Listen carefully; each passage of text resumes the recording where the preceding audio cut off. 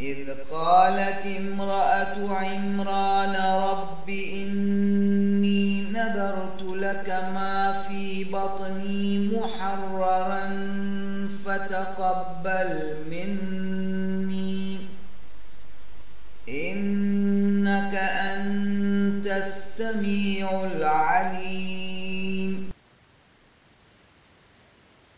Denke daran, wie Imrans Frau sprach: Mein Herr, ich habe dir geweiht als Befreiten, was in meinem Schoße ist, so nimm es an von mir.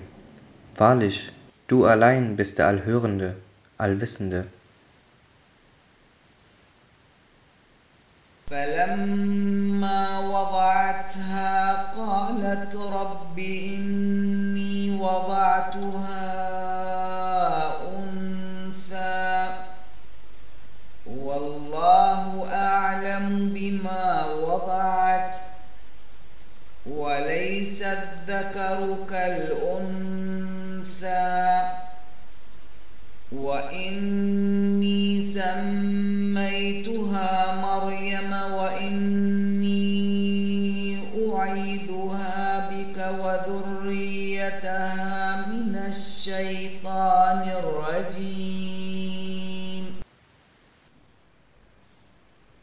Doch als sie es gebrochen hatte, sprach sie: Mein Herr, ich habe ein Mädchen geboren, und Allah wusste am besten, was sie zur Welt gebracht hatte, und dass der erwartete Knabe nicht gleich dem geborenen Mädchen war. Und ich habe es Maria genannt, und ich empfehle sie und ihre Nachkommen deiner Hut vor Satan, den Verworfenen. فتقبلها ربها بقبول حسن وأنبتها نباتا حسنا وكفلها زكريا. So nahm ihr Herr sie gnädig an und ließ sie wachsen zu holdem Wuchs und berief den Zacharias zu ihrem Pfleger.